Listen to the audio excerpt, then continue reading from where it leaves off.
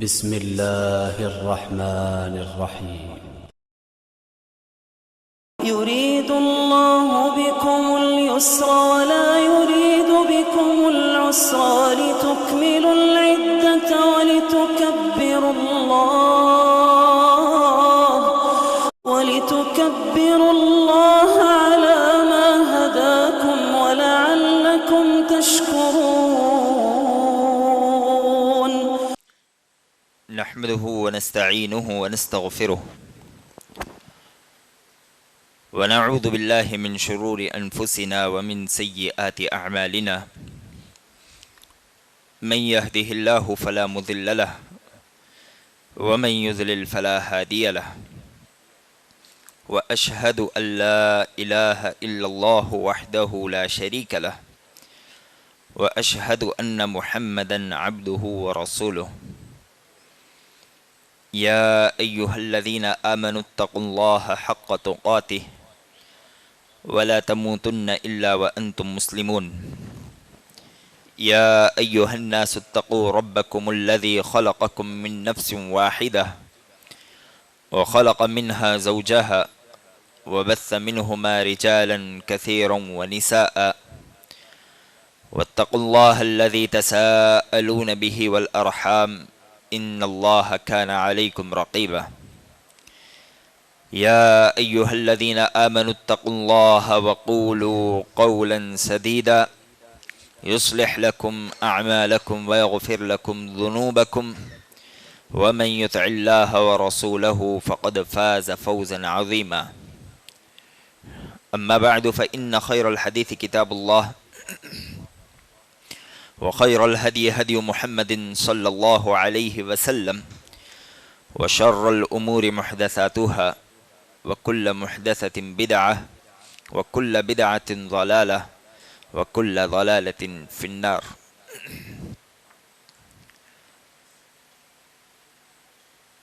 رمضان کا مہینہ ہمارے سروں پر سایہ فگن ہے، بڑا بابرکت مہینہ ہے۔ اس مہینے میں اللہ تبارک و تعالی نے قرآن مجید کو نازل فرمایا، جیسا کہ اللہ نے کہا شہر رمضان الذی انزل فیہ القرآن، رمضان کا مہینہ وہ مہینہ ہے جس میں قرآن نازل کی گئی ہے۔ اور آگے کی آیت کے آگے کے ٹکڑے میں اللہ نے فرمایا فمن شہد منکم الشہر فلیصم، تم میں سے جو آدمی اس مہینے کو پائے تو اسے چاہیے کہ وہ روزہ رکھے۔ روزہ ایک عظیم عبادت ہے جس کے متعلق بے شمار روایتیں آئی ہیں، اور آپ لوگوں نے ان روایتوں کو سن بھی رکھا ہے۔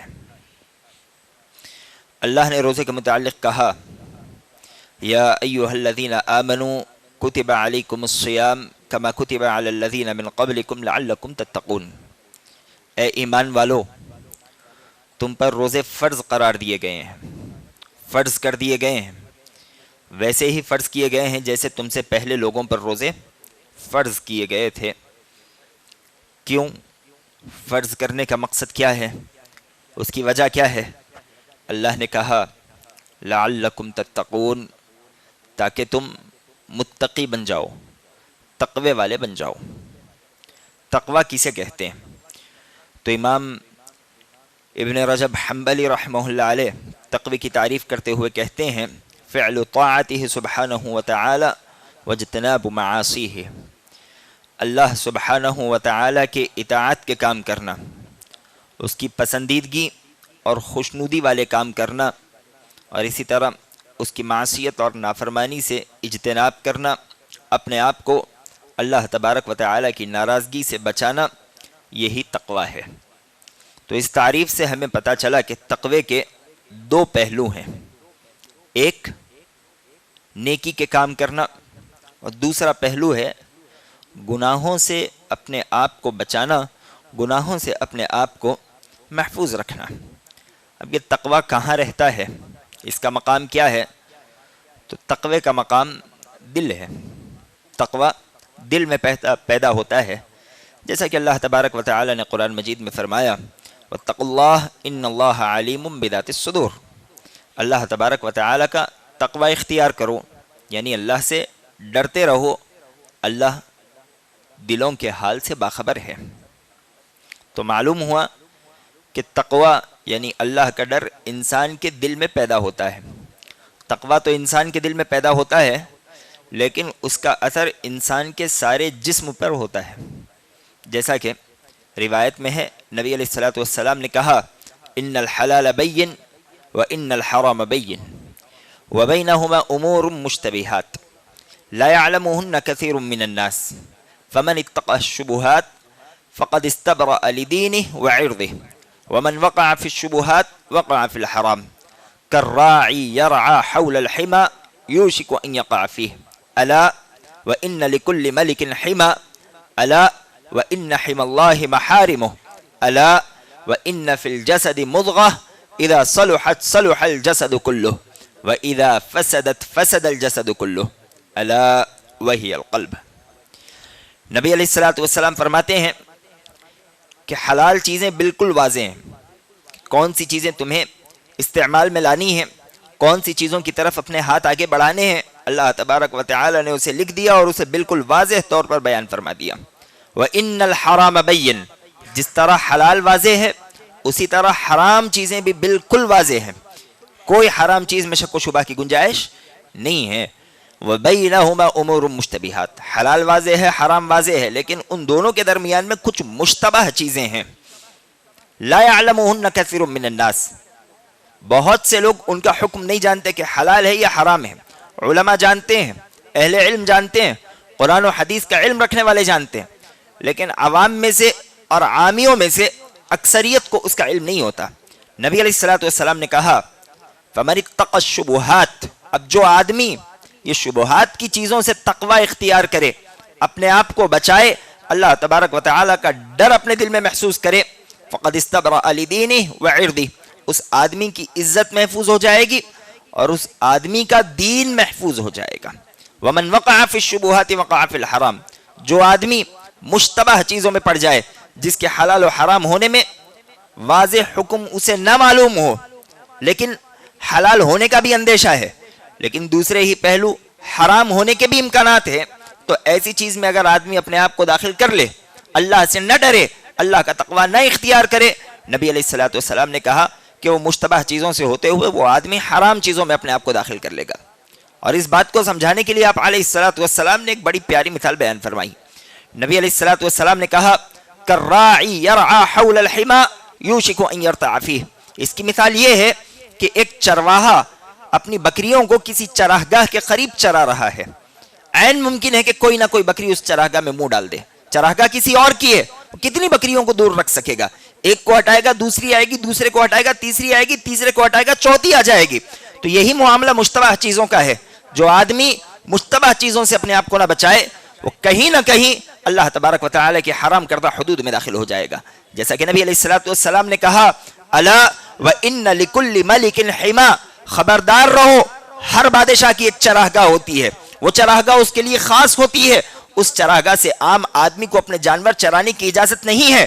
الا وان حمى الله محارمه، خبردار رہو، جس طرح بادشاہ کی چراگاہ ہے، اس بادشاہ کی چراگاہ میں کسی کو اپنا ہاتھ پاؤں داخل کرنے کی اجازت نہیں ہے، ویسی ہی اللہ کی چراگاہ بھی ہے، اور اللہ کی چراگاہ اس کی حرام کردہ اشیاء ہیں۔ جو چیزیں اللہ نے حرام کر دی وہ اللہ کے لیے ہے، اب کوئی آدمی اس میں اپنا ہاتھ، اپنا پاؤں، اپنا منہ داخل نہیں کر سکتا۔ اور اس کے بعد نبی علیہ الصلوۃ والسلام نے کہا، الا وان فی الجسد مضغہ اذا صلحت صلح الجسد کلہ، خبردار رہو، انسان کے جسم میں گوشت کا ایک ایسا ٹکڑا ہے، ایک ایسا لوتھڑا ہے، اگر وہ درست رہے تو انسان کا سارا جسم درست رہتا ہے، اور اگر وہ ٹکڑا بگڑ جائے، غلط راہ پر نکل جائے، انسان کا سارا جسم بگڑ جایا کرتا ہے۔ اور نبی علیہ الصلوۃ والسلام نے کہا، الا وہی القلب، خبردار رہو، تمہارے جسم کا وہ ٹکڑا وہ تمہارا دل ہے۔ تو دل یہ تقوی کا مقام ہے، جب تک یہ دل درست رہے گا ہمارا سارا بدن درست رہے گا، ہمارے اعمال درست رہیں گے، ہم حلال کی طرف اپنے آپ کو آگے بڑھانے والے لوگوں میں سے ہو جائیں گے۔ اور اگر یہ دل بگڑ جائے، اس کے اندر کالک آ جائے، گناہوں کے اثرات آ جائے اور اللہ کا ڈر نکل جائے، تو دل تو بگڑے گا ہی، لیکن اس کے بگڑنے کے اثرات انسان کے سارے جسم پر نمودار ہوں گے، اور جب انسان کے جسم پر نمودار ہوں گے تو انسان حلال چیزوں کو چھوڑ کر حرام چیزوں کی طرف اپنے آپ کو آگے بڑھانے لگ جائے گا۔ تقوی یہ تمام عبادتوں کا لب لباب ہے۔ جیسا کہ روزوں کا مقصد ہے، ویسے ہی تمام عبادتوں کا بھی مقصد تقوی ہے، اور جو عبادتیں تقوی سے عاری ہوں ایسی عبادتوں کی اللہ کو کوئی ضرورت نہیں ہوا کرتی۔ تمام عبادتوں کا مقصد یہ تقوی ہے، اللہ کا ڈر، اور خاصتاً روزے میں اس چیز کو اللہ تبارک و تعالی نے بیان فرمایا۔ جیسا کہ دوسری عبادتوں کے متعلق اللہ نے کہا لن ینال اللہ لحومها ولا دماؤها ولکن ینالہ التقوی منکم۔ لوگو، اللہ کے پاس نہ تمہاری قربانیوں کا گوشت پہنچتا ہے نہ تمہاری قربانیوں کا خون پہنچتا ہے، اللہ کے پاس کیا پہنچتا ہے؟ وَلَكِنْ يَنَالُهُ التَّقْوَى مِنْكُمْ، تمہارا تقوی اللہ کے پاس پہنچنے والا ہے۔ یہ عبادتوں کا مقصد حقیقی ہے۔ اور ایک جگہ نبی علیہ السلام نے کہا إِنَّ اللَّهَ لَا يَنْظُرُ إِلَى صُوَرِكُمْ وَأَمْوَالِكُمْ وَلَكِنْ يَنْظُرُ إِلَى قُلُوبِكُمْ وَأَعْمَالِكُمْ۔ لوگو، اللہ تبارک و تعالی تمہارے چہرے نہیں دیکھتا، اللہ تمہارے اموال نہیں دیکھتا، اللہ کیا دیکھتا ہے؟ وَلَكِنْ يَنْظُرُ إِلَى قُلُوبِكُمْ وَأَعْمَالِكُمْ۔ اللہ اگر کوئی چیز دیکھتا ہے تو وہ تمہارے دل ہیں، تمہارے اعمال ہیں، دلوں کا تقوی ہے جو اللہ تبارک و تعالی تک پہنچنے والا ہوتا ہے۔ تمام عبادتوں کا مقصد ہے، یہ حاصل ہے۔ اگر آدمی عبادت کرنے کے باوجود اپنے اندر تقوی نہ پیدا کر سکے، اللہ کا ڈر پیدا نہ کر سکے، اسے سمجھ لینا چاہیے کہ اس کی عبادتیں ناقص ہیں، اس نے اپنی عبادتوں سے وہ اصل مقصد حاصل نہیں کیا جو اصل مقصد اسے حاصل ہونا چاہیے تھا۔ تقوی عبادتوں کا اصل مقصد ہے، اور یاد رکھیں توشے کے طور پر آخرت کا سب سے بہترین توشہ تقوی ہے۔ آپ چاہے آخرت کے لیے کچھ تیار کیوں نہ کر لیں، لیکن سب سے بہترین اگر توشہ جو آپ کا تیار ہو سکتا ہے تو وہ اللہ کے ڈر کے ذریعے سے تیار ہو سکتا ہے، اللہ کے تقوی کے ذریعے سے تیار ہو سکتا ہے۔ اللہ تبارک و تعالی نے کہا وَتَزَوَّدُوا فَإِنَّ خَيْرَ الزَّادِ التَّقْوَى، تم توشہ تیار کرو، اور یاد رکھو توشوں میں سب سے بہترین توشہ وہ تقوی کا توشہ ہے۔ اور جو آدمی جس قدر تقوی اپنے اندر پیدا کرے گا، جس قدر تقوی کا توشہ بنائے گا، اللہ کی نگاہ میں اس کا اتنا ہی مقام ہوگا، اسی قدر اس کی بلندی ہوگی۔ جیسا کہ اللہ نے کہا ان اکرمکم عند اللہ اتقاکم، لوگو تم میں اللہ کے نزدیک سب سے زیادہ معزز، سب سے زیادہ قابل احترام انسان وہی ہے جو تم میں سب سے زیادہ اللہ سے ڈرنے والا ہے۔ جو آدمی اللہ سے جتنا ڈرے گا اس کا مقام اتنا اونچا ہوگا، اور جو اپنے دل سے اللہ کا ڈر جتنا نکالے گا وہ اللہ کی نگاہوں میں اتنا ہی حقیر، اتنا ہی ذلیل ہوتا چلا جائے گا۔ تقوی یہ بہترین توشہ ہے، اور یہ توشہ ہمیں اللہ کی نگاہ میں مقام دلاتا ہے، اللہ کی نگاہ میں ہمارا احترام بڑھاتا ہے۔ اور جو آدمی تقوی اختیار نہ کرے، اس دنیا میں جیے لیکن اللہ تبارک و تعالی کے ڈر کے بغیر جیے، اپنے دل کو اللہ کے ڈر اور اللہ کے تقوی سے عاری رکھے، آلودہ رکھے، تو اللہ تبارک و تعالی نے کہا کہ پھر ایسے آدمی کے لیے جہنم کا عذاب ہے، اس کے لیے دردناک عذاب ہے، کیونکہ اس نے حقیقی مقصد حاصل نہیں کیا۔ تمام عبادتوں کا جو مقصد تھا وہ تقوی تھا، اور وہ اصل مقصد اس کے دل میں پایا ہی نہیں جاتا۔ اللہ نے کہا وَإِذَا قِيلَ لَهُ اتَّقِ اللَّهَ أَخَذَتْهُ الْعِزَّةُ بِالْإِثْمِ فَحَسْبُهُ جَهَنَّمْ۔ اللہ نے کہا جب ان سے کہا جاتا ہے کہ اللہ سے ڈرو، اللہ کا تقوی اختیار کرو، تو وہ گناہوں کی طرف بڑھتے ہیں ان کی عزتوں کی وجہ سے۔ ان کی عزتیں اللہ تبارک و تعالیٰ کے تقوی کے آڑے آ جاتی ہیں۔ اللہ نے کہا فَحَسْبُهُ جَهَنَّمْ، ان کا ٹھکانہ جہنم ہے، وہ جہنم ہی میں جانے والے ہیں۔ تو ہمیں تو پتہ چلا کہ تقوی کی کتنی اہمیت ہے۔ تقوی یہ عبادتوں کا حاصل ہے، تقوی یہ قیامت کا بہترین توشہ ہے، تقوی اللہ کا ڈر یہ اللہ کی نگاہ میں ہمارا مرتبہ بلند کرنے والا ہے، اور جو آدمی متقی نہ ہو، جو اللہ سے نہ ڈرے، وہ ذلیل و خوار ہونے والا ہے اور اس کا ٹھکانہ جہنم ہے۔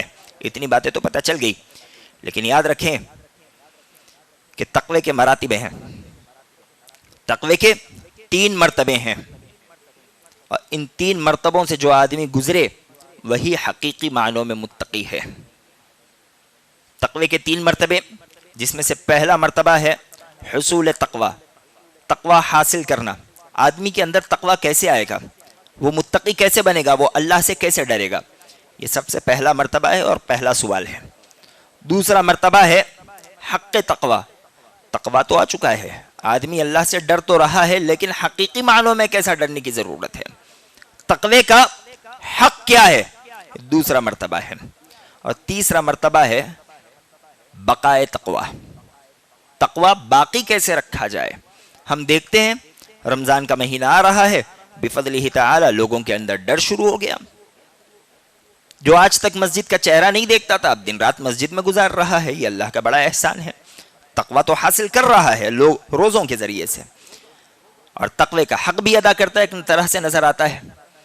لیکن جو تیسرا مرتبہ ہے وہ رمضان کے جانے کے ساتھ ہی چلا جاتا ہے، بقائے تقوی۔ بقائے تقوی آج ہمیں لوگوں کے اندر نظر نہیں آتا۔ تقوی آتا تو ہے، تقوی کی وجہ سے روتے بھی ہیں، گڑ گڑاتے بھی ہیں، عبادتوں میں اپنے آپ کو آگے بھی بڑھاتے ہیں، لیکن ایک وقت کے بعد یہ ساری چیزیں ہم سے لوٹ کر جاتی نظر آتی ہیں۔ تو آج یہ تین اہم نکات پر ہم گفتگو کریں گے۔ سب سے پہلے ہے حصول تقوی۔ تقوی کیسے حاصل کیا جائے؟ تو جیسا کہ ہم نے خطبے کے شروع سے کہا کہ نیکی کے کاموں میں اپنے آپ کو آگے بڑھانا اور گناہوں سے اپنے آپ کو پیچھے کر لینا، یہ حصول تقوی کا ایک بڑا ذریعہ ہے۔ آدمی اس کے ذریعے سے تقوی حاصل کر سکتا ہے، اللہ تبارک و تعالیٰ کا ڈر حاصل کر سکتا ہے۔ وہ جتنا نیکی میں اپنے آپ کو آگے بڑھائے گا، اتنی ہی وہ اللہ تبارک و تعالیٰ کی مشیت اور اللہ تبارک و تعالیٰ کی چاہت کے قریب اپنے آپ کو پائے گا۔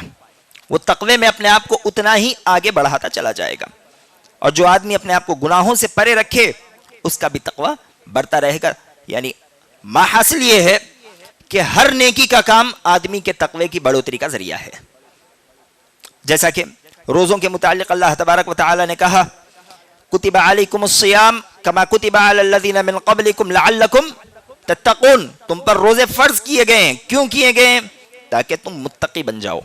روزوں کے ذریعے سے آدمی کا تقوی بڑھتا ہے، اور روزے کا اور تقوی کا بڑا گہرا تعلق ہے، بڑا گہرا تعلق۔ 5 مقامات اور 5 روزے کے معاملات ایسے ہیں جس کا سیدھا تعلق آدمی کے تقوی سے ہے، وہ آدمی کے تقوی کو بڑھا دیا کرتے ہیں۔ جیسے کہ روزہ ہے، ہم میں سے ہر آدمی روزہ ہے، اور روزے میں ہم حلال چیزیں چھوڑے ہوئے ہیں۔ ہم کھانا نہیں کھاتے، پانی نہیں پیتے، بیوی کے قریب نہیں جاتے۔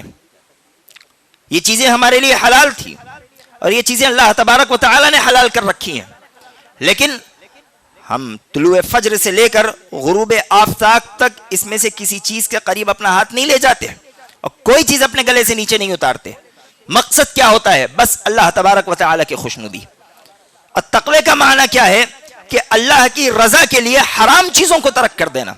جو آدمی اللہ کی رضا کے لیے حلال چیزوں کو ترک کرے، یہ تو اونچا تقوی ہے جو ہمیں روزے کے ذریعے سے حاصل ہوتا ہے۔ اللہ تبارک و تعالی روزے کے ذریعے سے یہ چیز ہمیں عطا کرتا ہے کہ آدمی حرام تو حرام، اللہ کی رضا کے لیے حلال چیزوں کو بھی ترک کر دیتا ہے۔ اور اسی طرح روزے کا ایک اہم سبق جو ہمیں ملتا ہے، جس کی وجہ سے ہمارے دلوں میں تقوی اور اللہ کا ڈر پیدا ہوتا ہے، وہ یہ کہ ہمہ وقت ہمیں اللہ کی ذات دیکھ رہی ہے۔ ایک احساس ہمارے دل میں ہوتا ہے، اور یہ چیز ہم روزے کے علاوہ بہت کم اپنے دل میں محسوس کرتے ہیں۔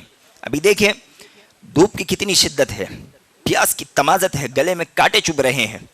آدمی وضو کرنے کے لیے بیٹھتا ہے، وہ اپنے منہ میں چلو بھر پانی ڈالتا ہے، اگر ایک قطرہ پانی اس کے گلے کے نیچے اتر جائے تو کون دیکھنے والا ہے؟ کوئی دیکھے گا؟ کوئی نہیں دیکھے گا، کسی کو علم نہیں ہوگا، لیکن مجال ہے کہ ایک قطرہ پانی اس کے حلق سے نیچے اترے؟ نہیں اترے گا۔ کیوں نہیں اترے گا؟ اسے احساس ہے کہ کوئی دیکھے نہ دیکھے، اللہ تبارک و تعالی کی ذات دیکھ رہی ہے۔ اللہ کی ذات کو علم ہو جائے گا کہ میرے گلے کے نیچے ایک قطرہ اترا ہے، اس سے میرا روزہ متاثر ہو جائے گا۔ یہ اللہ کی نگرانی کا احساس، یہ حقیقی تقوی ہے۔ نبی علیہ الصلوۃ والسلام نے کہا تھا اتق اللہ حیثما کنت، جہاں کہیں ہو، جس حالت میں ہو، اس حالت میں اللہ کی ذات سے ڈرتے رہا کرو۔ یہی تو تقوی ہے۔ یہ روزہ ہمیں اللہ کی نگرانی کا احساس دیتا ہے، ہمہ وقت ہم اللہ تبارک و تعالی کی نگرانی کے احساس میں اپنا دن بسر کرتے رہتے ہیں۔ کوئی آدمی اپنے منہ سے بری بات نہیں نکالتا، کوئی آدمی کسی کا مال ہڑپ نہیں کرتا، بلکہ وہ گناہوں میں کمی کرتا رہتا ہے اور نیکیوں میں اضافہ کرتا رہتا ہے۔ اور یاد رکھیں یہ بھی تقوی کی دلیل ہے۔ یہ تیسرا تعلق ہے جو روزے اور تقوی کے درمیان میں ہے کہ آدمی اپنی نیکیوں کو بڑھاتا ہے اور اپنے گناہوں کو کم کرتا ہے۔ یہ تقوی کی ایک عظیم نشانی ہے، جیسا کہ نبی علیہ الصلوۃ والسلام نے بھی کہا تھا من صام رمضان ایمانا واحتسابا غفر له ما تقدم من ذنبه۔ جو آدمی اللہ کے حضور اجر کی نیت سے خلوص دل کے ساتھ رمضان کے روزے رکھے، اس کے پچھلے تمام صغیرہ گناہ معاف کر دیے جائیں گے۔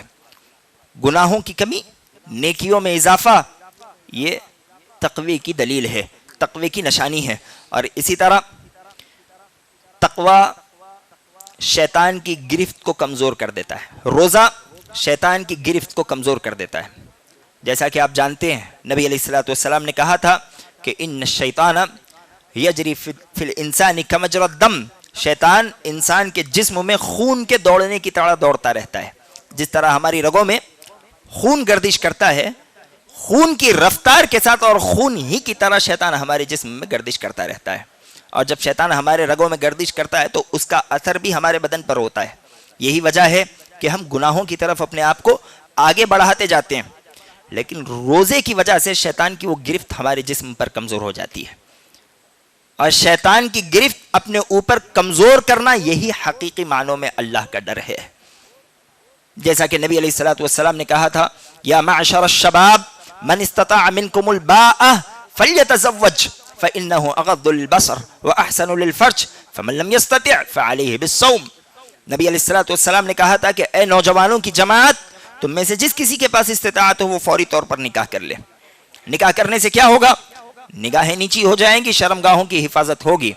اگر استطاعت نہ ہو فعلیہ بالصوم، تو اس آدمی کو روزہ رکھ لینا چاہیے۔ روزہ رکھنے سے کیا ہوگا؟ شیطان کی گرفت کمزور ہوگی، جو نفسانی ہیجان اس کے جسم میں پیدا ہونے والا تھا وہ ہیجان اور وہ شہوت اس کے جسم میں پیدا نہیں ہوگی۔ شیطان بغیر نکاح کے جو حرام راستے پر اسے لگانے والا تھا وہ حرام راستے سے اس روزے کے ذریعے سے اپنے آپ کو بچا لے گا۔ تو یہی تو تقوی ہے جو روزے کے ذریعے سے ہمیں حاصل ہوتا ہے۔ اور اسی طرح یاد رکھیں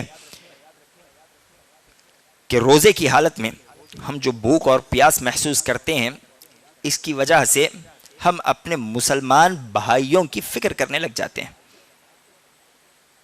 اور جو تکلیف ہم اپنے آپ میں محسوس کر رہے ہیں وہی تکلیف جو اپنے ایک مسلمان بھائی کو پہنچ رہی ہے، اس تکلیف کا پورا احساس ہمیں ہوتا ہے، ہم اپنے دل میں اس چیز کو محسوس کرتے ہیں۔ یہی تو تقوی کی بھی علامت ہے، یہ متقین کی صفت ہے۔ جیسا کہ نبی علیہ الصلوۃ والسلام نے کہا تھا لا یؤمن احدکم حتی یحب لاخیہ ما یحب لنفسہ، تم میں سے کوئی آدمی اس وقت تک حقیقی معنوں میں مومن نہیں ہو سکتا جب تک کہ وہ اپنے مسلمان کے لیے وہی پسند نہ کرے جو اپنے لیے پسند کرتا ہے۔ اور روزے کے بغیر یہ چیز اس قدر ممکن نہ ہو جس قدر روزے سے ممکن ہوتی ہے کہ آدمی حقیقی معنوں میں ایک غریب کے بھوک کی تکلیف اپنے اندر محسوس کر سکتا ہے۔ اور آپ دیکھتے ہیں کہ یہ اللہ ہی کا فضل و احسان ہوتا ہے کہ رمضان میں کس قدر غربا کی مدد کی جاتی ہے، کس قدر ان کے گھروں تک راشن پہنچایا جاتا ہے۔ یہ آپ کیا سمجھ رہے ہیں کہ یہ ایسی پہنچ رہا ہے؟ نہیں، یہ اللہ تبارک و تعالی نے ایک احساس جو ہمارے دلوں میں روزے کے ذریعے سے پیدا کیا ہے، یہ اس کی وجہ سے ان کے گھروں تک پہنچ رہا ہے، یہ اللہ کا فضل ہے۔ تو حصول تقوی کس کے ذریعے سے ہوگا؟ کس کے ذریعے سے ہوگا؟ عبادتوں کے ذریعے سے ہوگا، اللہ کے گناہوں کے کام کو چھوڑنے کی وجہ سے ہوگا، اللہ تبارک و تعالیٰ کے نافرمانی کے کاموں کو چھوڑنے کی وجہ سے ہوگا۔ چلو تقوی حاصل ہو گیا، اس تقوی کا حق کیا ہے؟ اللہ نے کہا یا ایھا الذین آمنوا اتقوا اللہ حق تقاتہ ولا تموتن الا وانتم مسلمون، اے ایمان والو اللہ سے ویسے ہی ڈرو جیسے اس سے ڈرنے کا حق ہے، ویسے تقوی اختیار کرو جیسے کہ تقوی اختیار ہونا چاہیے۔ حقیقی معنوں میں اللہ تبارک و تعالیٰ کا تقوی اختیار کرو۔ حقیقی معنوں میں بندہ کیسے اللہ کا تقوی اختیار کرے گا؟ اللہ نے آگے کہا وَلَا تَمُوتُنَّ إِلَّا وَأَنْتُمْ مُسْلِمُونَ، تمہاری موت نہ آئے مگر اس حال میں کہ تم مسلمان ہو، حالت اسلام میں مرو۔ ہما وقت آدمی کے ذہن میں اس کی موت گردش کرنی چاہیے. جب موت گردش کرے گی تو اللہ تبارک و تعالی سے ڈرتا رہے گا. اگر ہم میں سے کسی انسان کو پتا چل جائے کہ بس اگلے لمحے اس کے پاس موت آنے والی ہے یا کچھ دیر بعد وہ مرنے والا ہے, اسے سزا ہے, تو وہ کیا کرے گا؟ بدکاری کی طرف بڑھے گا؟ نہیں بڑھے گا. وہ نیکی کے کام کرنے کی کوشش کرے گا اور جتنا ہو سکے اللہ تبارک و تعالی کا تقرب حاصل کرنے کی کوشش کرے گا. تو ہمہ وقت اپنے ذہن میں موت اور اس کی یادیں گردش کرنی چاہیے. جب موت کی یاد گردش کرتی رہے گی, موت کا تذکرہ ہمارے ذہن میں ہوتا رہے گا, تو ہم حقیقی معنوں میں اللہ تبارک و تعالی کا تقوی اختیار کریں گے. اسی لیے نبی علیہ الصلوۃ والسلام نے کہا تھا اکثروا ذکر ہادم اللذات یعنی الموت. لوگوں, لذتوں کو توڑنے والی جو چیز ہے, خواہشات کو نیست و نابود کرنے والی جو چیز ہے, اسے کثرت سے یاد کیا کرو. وہ چیز کیا ہے؟ وہ موت ہے. آدمی سوچے, اللہ نے کہا ولا تموتن الا وانتم مسلمون, تمہاری موت نہ آئے مگر اس حال میں کہ تم مسلمان مرو. مسلمان ہی مرنا چاہیے, حالت اسلام ہی میں موت آئے. ہاں, تو یہ کیسے ہو سکتا ہے؟ موت کے وقت ہم مسلمان ہوں تو اس کا کیا مطلب ہے؟ اس کا مطلب یہ ہے کہ آدمی ساری زندگی مسلمان بن کر گزارے, اللہ کی اطاعت میں کاٹے, نافرمانی سے اپنے آپ کو بچائے. کیوں؟ کیونکہ کسی کو پتا نہیں کہ اس کی موت کب آنے والی ہے. ہم میں سے کون اس بات کی ضمانت دے سکتا ہے کہ وہ اس جگہ سے اٹھے گا؟ کون اس بات کی ضمانت دے سکتا ہے کہ وہ نماز کے اختتام تک زندہ رہے گا؟ کون اس بات کی ضمانت دے سکتا ہے کہ وہ اس دروازے سے خارج ہوگا, نکلے گا؟ کوئی نہیں دے سکتا. کسی کو اس کی موت کی ضمانت نہیں ہے. کبھی بھی حاضر ہو جائے گی, کبھی بھی ہمارے جسم سے ہماری روح کو کھینچ کر نکال لیا جائے گا. ہر حال میں ہمیں اللہ تبارک و تعالی کی اطاعت میں زندگی بسر کرنی ہے. اور ابن مسعود رضی اللہ تعالیٰ عنہ نے کہا تھا اتقوا اللہ حق تقاتہ. اللہ تبارک و تعالی سے ڈرنے کا مطلب یہ ہے حقیقی معنوں میں کہ ان یطاع فلا یعصى, اللہ تبارک و تعالی کی اطاعت کی جائے, اس کی نافرمانی نہ کی جائے. ویذکر فلا ینسى, اسے یاد کیا جائے, اسے بھلایا نہ جائے. ویشکر فلا یکفر, اللہ کی نعمتوں کا شکر بجا لایا جائے, اللہ کی نعمتوں کا انکار نہ کیا جائے. جو نعمتوں میں اللہ تبارک و تعالی نے, جو کچھ نعمتیں اللہ نے ہمیں عطا کی ہیں, ان تمام نعمتوں کا شکر ہو. اللہ نے جن جن نعمتوں میں ہمیں رکھا ہے, اور نعمتوں کا شکر نعمتوں کے صحیح استعمال سے ہوتا ہے. یہ نہیں کہ آدمی صرف زبان سے نعمتوں کا اقرار کرتا رہے اور جب استعمال کی باری آئے تو نعمتوں کو اللہ کی نافرمانی میں لگا دے, چاہے وہ جسم کی نعمتیں ہوں, چاہے زبان کی نعمتیں ہوں, چاہے مال کی نعمتیں ہوں, یا چاہے کسی اور کی نعمت کیوں نہ ہو. اگر اللہ تبارک و تعالی نے دی ہے, اس کا شکر یہ ہے کہ نعمتوں کا استعمال صحیح طریقے سے ہو. آدمی نعمتوں کو وہی صرف کرے, وہی خرچ کرے, وہی ان سے پھیرے جہاں اللہ کی خوشنودی حاصل ہوتی ہو. جہاں اللہ کی نافرمانی ہوگی, اللہ نے کہا لئن شکرتم لازیدنکم ولئن کفرتم ان عذابی لشدید. لوگوں, شکر گزاری کرو گے, نعمتوں پر اللہ تبارک و تعالی کا شکر بجا لاؤ گے, اللہ تبارک و تعالی بڑھا بڑھا کر دے گا, نعمتوں میں اضافہ کرے گا. وَلَئِن كَفَرْتُمْ إِنَّ عَذَابِ لَشَدِيدٌ, اور خبردار رہو اگر نعمتوں کی ناشکری ہوگی, اللہ تبارک و تعالی کی نعمتوں کا انکار ہوگا, تو اللہ کا عذاب بڑا سخت ہے. پھر تمہیں اللہ کے عذاب کا انتظار کر لینا چاہیے. یہ دوسرا تقوی کا مرتبہ ہے. پہلا ہے حصول تقوی, تقوی حاصل کیسے کیا جائے. دوسرا ہے حق تقوی, ہر حال میں اللہ تبارک و تعالی سے ڈرا جائے اور آدمی اپنے موت کو یاد رکھے. موت کے ذریعے سے اللہ کا تقوی باقی رہے گا. جب تک موت یاد رہے گی, آدمی اللہ کے نافرمانی والے کاموں سے اپنے آپ کو بچائے گا اور اللہ کی اطاعت میں اپنے آپ کو لگا لے گا. اور تقوی کا جو تیسرا مرتبہ ہے وہ ہے بقائے تقوی. یہ بڑا مشکل مرتبہ ہے, تقوی کو باقی رکھنا. تقوی کیسے باقی رہے گا؟ تقوی کے باقی رکھنے کے بہت سے ذرائع ہیں, لیکن جو اس میں سب سے اہم ہے اور جس میں ہم غفلت برتتے ہیں وہ ہے صحبت صالحہ, اچھی دوستی, اچھی صحبت. نیک صحبت ہمارے تقوی کو باقی رکھے گی. بری صحبت ہم سے ہمارے تقوی کو چھین لے گی. اللہ نے کہا یا ایھا الذین آمنوا اتقوا اللہ وکونوا مع الصادقین, اے ایمان والو اللہ سے ڈرو, اللہ کا تقوی اختیار کرو اور سچوں کے ساتھ ہو جاؤ, نیکوکاروں کے ساتھ رہا کرو. نیکوکاروں کے ساتھ رہنا یہ تقوی کو باقی رکھنے والا عمل ہے, اور नेकोकारों की दोस्ती छोड़ देना, उनका साथ छोड़ देना, ये तकवे को छोड़ने के मुतरादिफ है। दो बातें इस सिलसिले में आपके सामने। पहले हदीस 99 कत्ल वाले वाक़े को हमने 12 सुना है जो कि मुस्लिम में है, और दूसरी भी कई हदीस की किताबों में इस वाक़े को नकल किया गया, कई सनदों से वाक़या मरवी है। नबी अलैहिस्सलातु वस्सलाम ने बनी इसराइल के एक आदमी का तज़किरा किया कि उस इंसान ने 99 लोगों का कत्ल कर दिया, लेकिन उसके दिल में अल्लाह तबारक व तआला का डर था, वो अल्लाह से तौबा करना चाहता था। वो सीधे एक आबिद के पास पहुंच गया जो इबादत गुजार था, आलिम नहीं था। उसने उससे सवाल किया कि मैं तौबा करना चाहता हूँ, 99 कत्ल हो गए, क्या मेरी तौबा मुमकिन है? आबिद ने कहा, शर्म नहीं आती? 99 कत्ल करने के बाद तौबा करने के लिए आया है, चल यहाँ से निकल। वो आदमी पहले ही उचट था, उसने तलवार खींची और उस इंसान का गला मार दिया। अब कितने कत्ल हो गए? 100 कत्ल पूरे हो गए। लेकिन इसके दिल में अभी भी अल्लाह से तौबा की तड़प थी। ये निकला, लोगों से सवाल करता रहा कि बताओ, रहनुमाई करो, मैं तौबा करना चाहता हूँ। किसी ने एक आलिम का पता दिया कि आलिम के पास जाओ, हो सकता है वो तुम्हारी रहनुमाई करेगा। वो सीधे आलिम के पास पहुँचता है, आलिम से कहता है कि पहले 99 कत्ल थे, फिर उसके बाद एक आबिद से गुफ्तगू हुई, सो मैंने उसे भी कत्ल कर दिया, अब 100 कत्ल पूरे हो गए, बताओ क्या मेरी तौबा मुमकिन है? आलिम ने कहा कि क्यों नहीं मुमकिन है? तुम्हारे और तुम्हारे रब के दरमियान में कौन आ सकता है? तुम्हें अल्लाह तबारक व तआला की रहमतों से कौन बचा सकता है? वो अल्लाह की रहमतें, तुम अगर उसमें आना चाहते हो, अल्लाह तबारक व तआला अपनी रहमतों में तुम्हें ढाल देगा, कोई तुम्हें उससे दूर नहीं रख सकता। लेकिन साथ ही उस आलिम ने इस कत्ल करने वाले को, इस कातिल को एक नसीहत की। उसने नसीहत की, इज़हब इला अर्दि फुलान व इन्नहु उनास यअबुदून अल्लाह फ़अबुदिल्लाह मअहुम वला तर्जिअ इला अर्दिक फ़इन्नहु अर्दि सू। उस आलिम ने कहा कि अल्लाह से तौबा करो और फलानी ज़मीन के पास चले जाओ।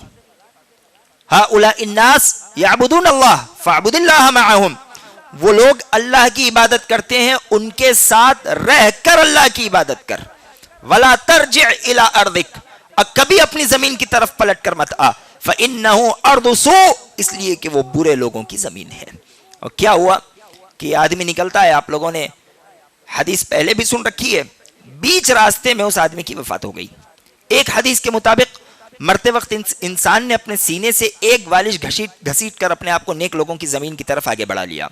और एक रिवायत के मुताबिक अल्लाह तबारक व तआला ने ज़मीन को हुक्म दिया, सो ज़मीन एक बालिश उधर आगे बढ़ गई। जन्नत के फरिश्ते आ गए और जहन्नम के फरिश्ते आ गए। जहन्नम के फरिश्ते कहने लगे कि इसने 100 कत्ल किए, ये जहन्नमी है। जन्नत के फरिश्ते कहने लगे कि नहीं, ये तौबा की नीयत से निकला हुआ था, ये जन्नती है। अल्लाह ने तीसरे फरिश्ते को हाकिम बनाकर भेजा कि जाओ दोनों के दरमियान में फैसला करो। फरिश्ता आता है, आकर कहता है कि लड़ते क्यों हो, जमीन को नापा जाए, ये भी जमीन देख ली जाए, वो भी जमीन देख ली जाए, जिस जमीन से वो ज्यादा करीब हो वो फरिश्ते से ले जाना। तो जब जमीन नापी गई तो सिर्फ एक बालिश ये आदमी नेक लोगों की जमीन के करीब था, इसके हक में जन्नती का फैसला कर दिया गया। क्या पता चला, सोहबत सालिहा इंसान को जन्नत तक पहुंचा दिया करती है। कितनी सोहबत? एक बालिश की सोहबत। और अगर वही वो एक बालिश बुरे लोगों के करीब होता तो अल्लाह तबारक व तआला उस एक बालिश की वजह से उसे जहन्नम में डाल दिया करता। जैसा कि नबी अलैहिस्सलातु वस्सलाम ने एक हदीस में फरमाया, तिरमिज़ी की रिवायत है, आप अलैहिस्सलातु वस्सलाम कहते हैं, इन्न हजरल अस्वद नज़ल मिनल जन्नह व हुवा अशद्दु बयादम मिनल लबन फसव्वदतहु खताया इब्नु आदम। नबी अलैहिस्सलातु वस्सलाम कहते हैं कि हजर अस्वद जो कि काबतुल्लाह पे लगा हुआ पत्थर है, ये वो पत्थर है जिसे अल्लाह तबारक व तआला ने जन्नत से नाजिल किया था। और जब ये पत्थर जन्नत से नाजिल हुआ था तो फहुवा अशद्दु बयादम मिनल लबन, दूध से ज्यादा सफेद था। इस पत्थर की हैयत, इसकी सिफत दूध से ज्यादा सफेद थी। लेकिन नबी अलैहिस्सलातु वस्सलाम ने कहा, फसव्वदतहु खताया इब्नु आदम, इब्ने आदम की खताओं ने इसे काला कर दिया। क्या पता चला कि बुरी सोहबत जन्नत से नाजिल होने वाले पत्थर की रंगत को बदल देती है। मेरे और आपकी क्या हैसियत है? आज हम अपने बच्चों के, अपने छोटे भाइयों की सोहबत के सिलसिले में बड़े फिक्रमंद हैं। उठते बैठते देखते हैं कि किसके साथ जा रहा है, किसके साथ आ रहा है, اور ہر لمحہ اس کے اوپر نظر رکھنے کی کوشش کرتے ہیں، اسے نصیحت کرتے ہیں کہ فلانے کے ساتھ رہو، فلانے کے ساتھ مت رہو، اس کے ساتھ وہاں مت جاؤ، اس کے ساتھ یہاں مت آؤ. اچھی بات ہے. چھوٹے بھائیوں کے سلسلے میں بھی یہی مسئلہ ہوتا ہے، بہت اچھی بات ہے. لیکن کیا کبھی ہم نے اپنے دوستیوں کے متعلق ایسی ہی فکر کی جو ہم اپنے بچوں کے لیے کرتے ہیں؟ نہیں. ہمارے دوستوں میں شرابی بھی ہیں، ہمارے دوستوں میں کبابی بھی ہیں، ہمارے دوستوں میں جواری بھی ہیں، ہمارے دوستوں میں ہزارہا برائیاں کرنے والے ہیں، لیکن ہمیں اپنے اوپر اتنا اعتماد ہے کہ نہیں، ہم کبھی برائی میں نہیں آئیں گے. یہ خام خیالی ہے، خام خیالی ہے. بری صحبت، گناہوں کی صحبت، یہ جنت سے نازل ہونے والے پتھر کو بدل سکتی ہے. اور نیک صحبت یہ آدمی کو جنت کے قریب پہنچا دیا کرے گی. اور یاد رکھیں، یہی وہ صحبت ہے جو آدمی کے گناہوں کو بخش دیا کرتی ہے. نبی علیہ الصلوۃ والسلام نے فرمایا کہ اللہ تبارک و تعالی کے فرشتے اس زمین پر گردش کرتے رہتے ہیں، وہ علم کی مجلسیں دیکھتے ہیں، اور جیسے ہی انہیں کوئی نیک مجلس مل جائے جس مجلس میں اللہ تبارک و تعالی کی بڑائی بیان کی جا رہی ہو، علم بانٹا جا رہا ہو، وہ ایک دوسرے کو آواز لگاتے ہیں اور اس مجلس کو گھیر لیتے ہیں، یہاں تک کہ ایک دوسرے پر چڑھ چڑھ کر آسمان تک پہنچ جاتے ہیں. اور جب آسمان کی طرف پہنچتے ہیں، اللہ تبارک و تعالی ان سے سوال کرتا ہے کہ تم نے میرے بندوں کو کس حال میں دیکھا؟ فرشتے کہتے ہیں کہ وہ تیری بڑائی بیان کر رہے تھے. اللہ تبارک و تعالی کہتا ہے کیا انہوں نے مجھے دیکھا؟ فرشتے کہتے ہیں کہ نہیں دیکھا. اللہ کہتا کہ اگر وہ مجھے دیکھتے تو کس طرح عبادت کرتے؟ فرشتے کہتے ہیں کہ مزید عبادت کرتے. اللہ تبارک و تعالی پھر سوال کرتا ہے، حالانکہ وہ فرشتوں سے زیادہ جانتا ہے کہ وہ کیا چیز طلب کر رہے تھے. فرشتے کہیں گے کہ وہ جنت طلب کر رہے تھے. اللہ کی جانب سے آواز آئے گی کیا انہوں نے جنت دیکھی ہے؟ فرشتے کہیں گے کہ نہیں دیکھی. دیکھتے تو مزید شوق سے عبادت کرتے. اللہ پھر سوال کرے گا کس چیز سے پناہ طلب کر رہے تھے؟ جواب آئے گا کہ جہنم سے پناہ طلب کر رہے تھے. سوال ہوگا کیا انہوں نے جہنم دیکھی ہے؟ فرشتے کہیں گے کہ نہیں دیکھی. اگر دیکھتے تو مزید شوق سے عبادت کرتے، مزید زیادہ تڑپ سے تیز سے تیری جہنم سے پناہ طلب کرتے. پھر اس کے بعد اللہ تبارک و تعالی انہیں جواب دے گا کہ اللہ تبارک و تعالی کہے گا کہ یہ وہ قوم ہے جس کی میں مغفرت کرتا ہوں، جسے میں معاف کرتا ہوں، ان کے سارے گناہ معاف. فرشتوں کی جانب سے جواب آئے گا کہ الہ العالمین فیہم فلان لیس منہم انما جاء لحاجت. الہ العالمین تو نے سب کو معاف کر دیا، ٹھیک ہے، لیکن فلانا جو آدمی ہے وہ علم کی غرض سے اور نیکی کی غرض سے اس مجلس میں حاضر نہیں ہوا تھا، بلکہ اس کا کوئی مسئلہ تھا، وہ اپنے کسی کام کی وجہ سے آیا اور بیٹھ گیا، اب تو نے اس کی بھی مغفرت کر دی. اللہ تبارک و تعالی جواب میں کہے گا ہم الجلساء لا یشقى بهم جلیسهم. یہ وہ نیک لوگ ہیں جن کے ساتھ بیٹھنے والا بھی کبھی محروم نہیں ہوگا. تو نیک لوگوں کی صحبت کی وجہ سے اللہ تبارک و تعالی اس کی مغفرت کر دے گا. اور اسی طرح ایک اور روایت انس بن مالک رضی اللہ تعالیٰ عنہ کہتے ہیں کہ ایک آدمی نبی علیہ الصلوۃ والسلام کے دربار میں حاضر ہوا اور ہو کر کہنے لگا کہ اللہ کے رسول صلی اللہ علیہ وسلم قیامت کب آئے گی؟ متی الساعہ. نبی علیہ الصلوۃ والسلام نے سوال کیا ماذا اعددت لها، تم نے اس کی کیا تیاری کر رکھی ہے؟ اس انسان نے کہا کہ کوئی تیاری نہیں ہے سوائے اتنا کہ میں اللہ کے رسول سے محبت کرتا ہوں اور اللہ تبارک و تعالیٰ کی ذات سے محبت کرتا ہوں.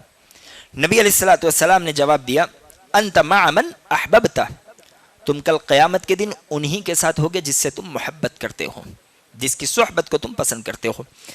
انس بن مالک رضی اللہ تعالیٰ عنہ کہتے ہیں فما فرحنا بشیء فرحنا بقول النبی صلی اللہ علیہ وسلم انت مع من احببت.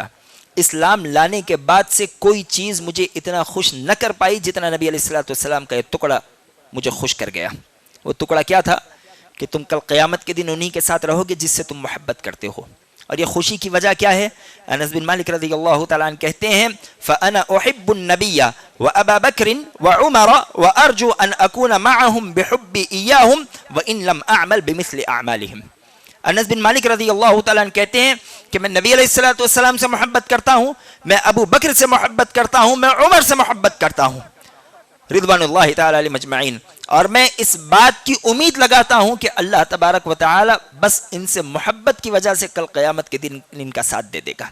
گرچہ میرے اعمال ان کے اعمال کی طرح نہ بھی ہوں، گرچہ میرا مقام و مرتبہ ان کے مقام و مرتبے کی طرح نہ بھی ہوں، لیکن میں ان کی صحبت چاہتا ہوں. تو جو آدمی نیک صحبت طلب کرے اللہ اسے نیک صحبت عطا کیا کرتا ہے. تو اچھی دوستیوں کا خاص خیال رکھنا بے حد ضروری ہے. یہ اچھی دوستی دنیا میں نہیں بلکہ آخر تک ہمارا ساتھ نہیں چھوڑے گی.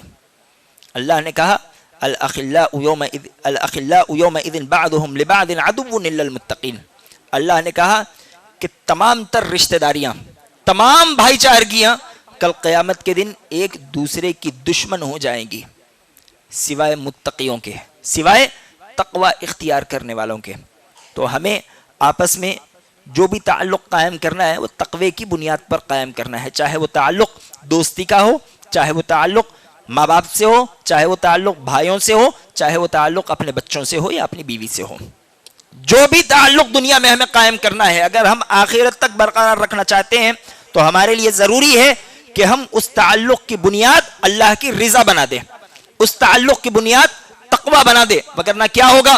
یہ ہمارے بھائی، یہ ہمارے دوست، یہ ماں، یہ بچے کل قیامت کے دن ایک دوسرے کو دیکھ کر کانپیں گے، بھاگیں گے، وہ ہمیں چھوڑ کر چلے جائیں گے. اللہ نے کہا فَإِذَا جَاءَتِ الصَّاخَّةُ يَوْمَ يَفِرُّ الْمَرْءُ مِنْ أَخِيهِ وَأُمِّهِ وَأَبِيهِ وَصَاحِبَتِهِ وَبَنِيهِ. اللہ نے فرمایا جب کھڑکھڑانے والی آ جائے گی، قیامت کا دن آ جائے گا، آدمی اپنے بھائی سے بھاگے گا، باپ سے بھاگے گا، ماں سے بھاگے گا، بیوی سے بھاگے گا، بچوں سے بھاگے گا. یہ تو آدمی ان لوگوں سے بھاگ رہا ہے. اللہ تبارک و تعالی نے کہا کہ قیامت کے دن ماں اور بیٹے کا رشتہ ٹوٹ جائے گا.